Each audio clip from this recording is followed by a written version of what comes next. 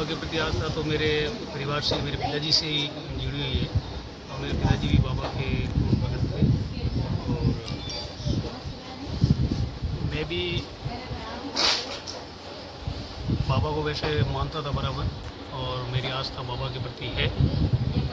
और मैं जब पहली बार जब चुनाव लड़ रहा था 98 में, मेरे सामने बूटा सिंह जी का लड़का लवली सिंह खड़ा हुआ था और एक जानवर से ज्ञानाराम जी मेघवाल खड़े हुए थे। मैं कांग्रेस से प्रत्याशी था। उस त्रिकोण की स्थिति में मेरे मन में एक जिज्ञासा होगी, इतना बड़ा आदमी मेरे सामने चुनाव लड़ रहा है, पता नहीं मैं तो एक छोटा सा आदमी हूँ, मेरी क्या स्थिति होगी, ये मुझे महसूस हुआ। तो मैं चुनाव लड़ता लड़ता प्रचार के माध्यम से ही शाम को यहाँ से बाबा का नाम लेकर सीधा रामदेवरा गया और वहाँ बाबा को मनता करके आया कि इस त्रिकोणी युद्ध में, महायुद्ध में यदि मेरी विजय हुई तो मैं आपके यहाँ पैदल संग लेके आऊँगा। बाबा ने विचार किया और आशीर्वाद मिला उनका, और आशीर्वाद मिला। मैं यहाँ से बूटा सिंह जी के लड़के को और बीजेपी को मैंने 20,000 वोटों से हराया और यहाँ से मैं एमएलए निर्वाचित हुआ। उसके बाद में 1999 में मैंने पहला संघ निकाला था यहाँ से बाबा रामदेव जी को, और वो संघ लेके मैं पैदल रवाना हुआ। उसके बाद में वो उस संघ का ही था, लेकिन बाबा की मर्जी थी। 1999 से लगातार 2020 तक मैंने 22 यात्राएँ रामदेव जी की।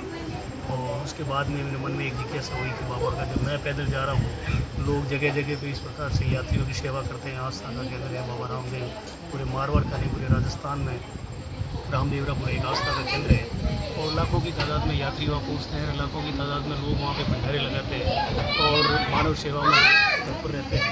तो उसी प्रकार से मेरे भी मन में ये कल्पना थी कि क्यों नहीं ऐसा एक स्थान में भी यहाँ बाबा का बनूँ, जिससे पैदल यात्रियों के लिए, जो पैदल यात्री जाते हैं बाबा के, वहाँ अपन उनकी सेवा कर सकें। क्योंकि मैं भी 22 साल तक गया तो मेरे भी लोगों ने वहाँ पे काफ़ी रस्ते में जगह भंडारे लगे हुए थे, सेवा करते थे, लोग तत्पर रहते थे। उससे मुझे ये कहना चाहिए, मुझे दिशा मिली। और उसी दिशा में जब 13 साल में लगातार गया तो 13वीं साल में मैंने यहाँ इस मंदिर का शिलान्यास किया था और बाबा की कृपा से ये मंदिर 18 में पूरा हुआ और उसकी प्रतिष्ठा कराई गई। और प्रतिष्ठा में उसके बाद में लगातार यहाँ पे हम लोग पूरा वार्षिक उत्सव भी मनाते हैं।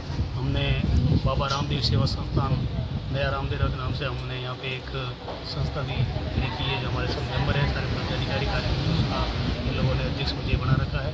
तो मैं इस पैदल यात्रियों के लिए और भी जो यात्री यहाँ आते हैं, आने जाने, चाहे नागनी श्री माता के मंदिर में जाते हैं, चाहे जम्मा जी के मंदिर में जाते हैं, जहाँ भी यहाँ से पैदल यात्री जाते हैं, उनकी सबकी रहने की व्यवस्था यहाँ पे है माकूल। और जितनी बन पाती है उतनी सब हम संस्था के लोग मिलके और यहाँ सेवा पूजा में तत्पर रहते हैं। और भादवे के अंदर हमेशा हम सावन शुद्धि रक्षाबंधन के आसपास हम यहाँ भंडारा शुरू करते हैं और भादवा शुद्धि 20 तक हम यहाँ भंडारा चलाते हैं। पैदल यात्रियों के लिए सारे सेवा संस्थान के जो भी सदस्य है, मेंबर है, पदाधिकारी है, वो यहाँ आते हैं, सेवाएं देते हैं। और भी तो बाबा के भगत हैं जिनकी जो आस्था रखते हैं, बाबा में विश्वास करते हैं, यात्रियों के प्रति मानव सेवा, जिनमें कल्याण की भावना है, काफ़ी यहाँ पे लोग जुड़े हुए हैं। जैन कम्युनिटी से भी 37 कौम के लोग यहाँ इस संस्थान से जुड़े हुए हैं। उसके साथ साथ 37 कौम के लोग यहाँ सेवा में तत्पर रहते हैं।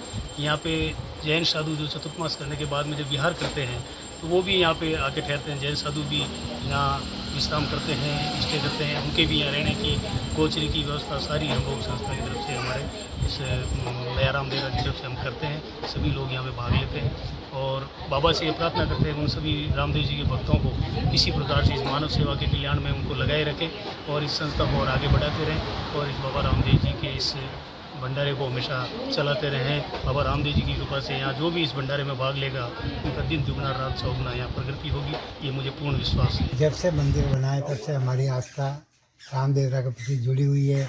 हमारे साधु संत वगैरह यहाँ पे आते हैं, गोचरी पानी सब बात की उसकी सुविधा है और हम सब लोगों से कहते हैं कि यहाँ से जुड़े और बहुत आगे बढ़े रामदेवरा का मंदिर। यही वगैरह के लिए पूरी सुविधा है यहाँ।